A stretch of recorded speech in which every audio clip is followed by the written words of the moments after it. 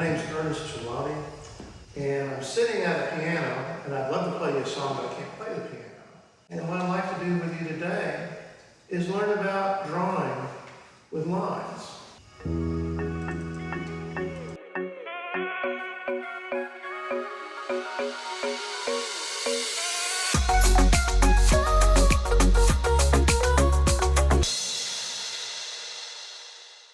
Piano is an Italian word that means quiet.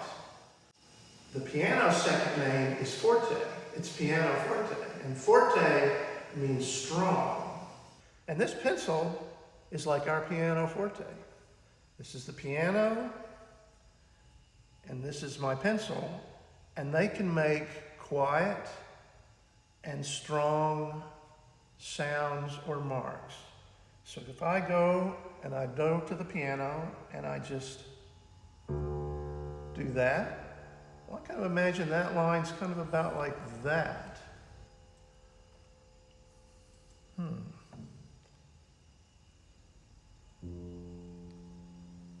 That line's kind of like that.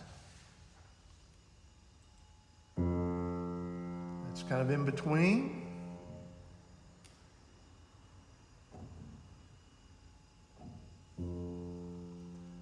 That's like that.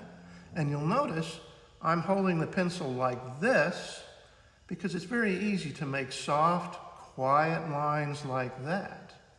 If I hold the pencil like this, that's like I'm getting ready to sign my contract to teach another year at the college.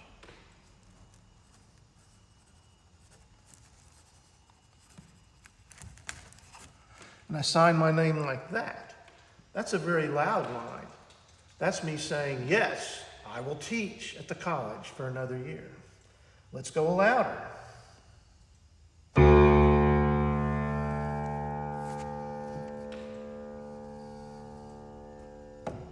So, just like the piano, the pencil can make quiet or loud marks like the piano can make quiet or strong sounds.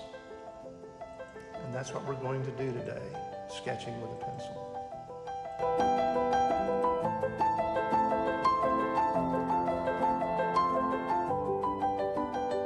Well, once I found my spot, I started drawing with what we call light lines. And you can see how I'm holding the pencil. And so I'm drawing with the pencil kind of on its side, and I'm making very quiet lines, like barely touching the key on the piano. And I've made a composition that I want. And I've got the bell tower indicated here in some very light, soft lines. If they get a little too dark, I can erase some of them later before I put a finished line there. And I've also indicating where that crepe myrtle tree is, right there in front. I thought it was a very pretty spot. And so this is why I chose to draw this. And you do these quiet lines. There's the Breedlove building right there. And there's a horizon line over here of some trees back there where they come up and touch the sky there. You do it with these quiet lines to compose the picture. I wouldn't want to start drawing the bell tower and have a great drawing I really liked here of the bottom of it and go up and then run out of room, that the bell tower's too tall for that. And so I'm making sure everything fits right in place. And if there's something in the picture I don't like, I leave it out. This is just a sketch. So I've got this laid out, and I'll just go ahead and resolve this a little bit more, and then I'll start to do some more finished lines, a little stronger lines.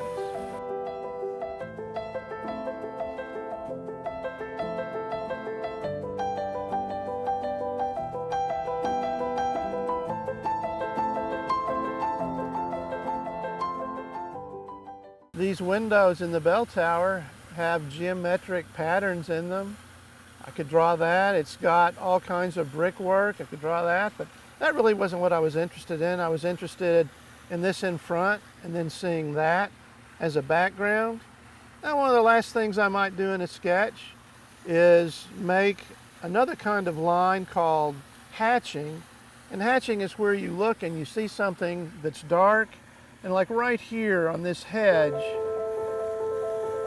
in between there, that area there is real dark, and it shows off the trunks of the crepe myrtle trees, and it shows off the light hitting the top of the hedge.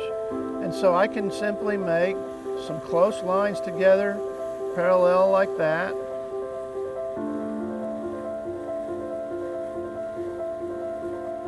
And what that does is start to make value. And this is quicker than drawing it in solid, like a lot of people would normally do. I might even do a little bit back here to show the hedges that are further back behind those hedges, like that. And for things that are way off in the distance, like these trees over here, I might just make a very light set of lines. And you can see how I'm using my finger to kind of stop the pencil.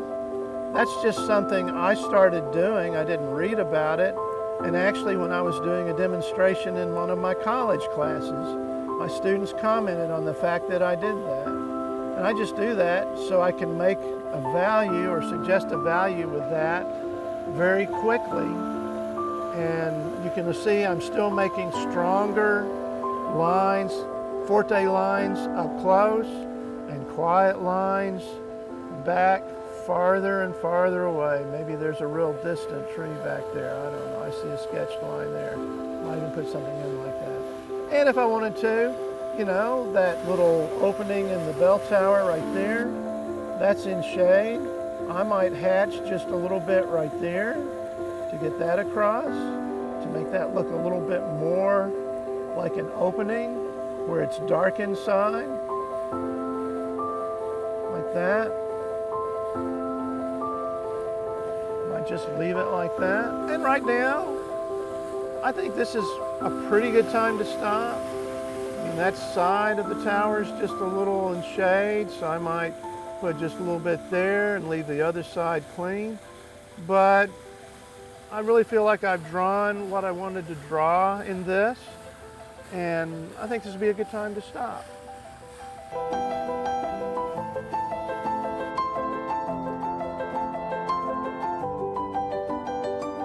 I hope you liked the drawing I did today.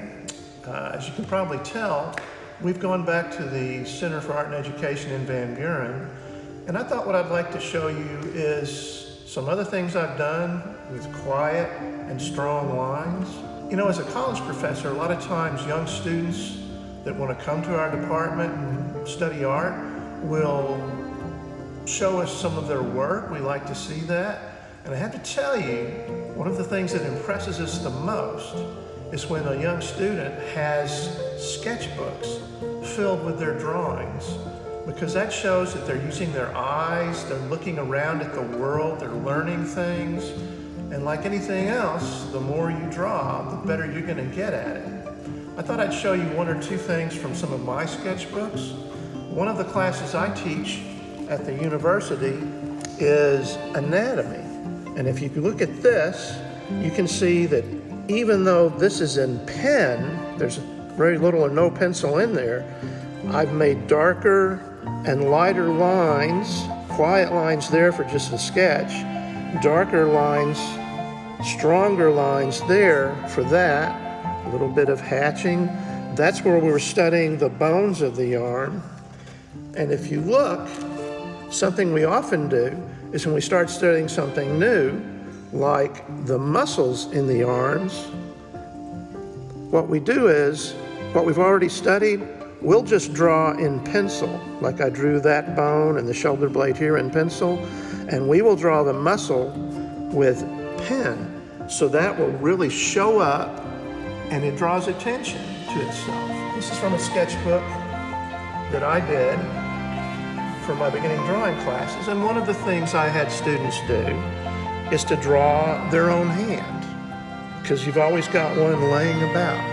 And so there's a drawing of a hand, and if you look there, you can see some very quiet lines and some very strong lines. The quiet lines where I was sketching out what it is, and you know how I was probably holding the pencil loosely then, and some very strong finished lines for the edges and the final drawing of that. This is The spread is one drawing, and that was when we were on a trip and we were on this high bridge between Canada and Michigan, and you could see a little bit of Canada there, a little bit of Michigan there with a lighthouse, and you can see how quiet I made those lines for the horizon way back in the distance.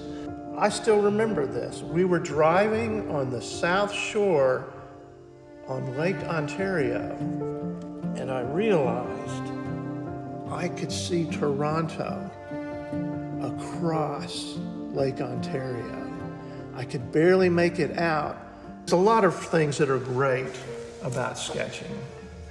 And so I hope you have a good time, you enjoyed this, and I hope you fill up your sketchbook too.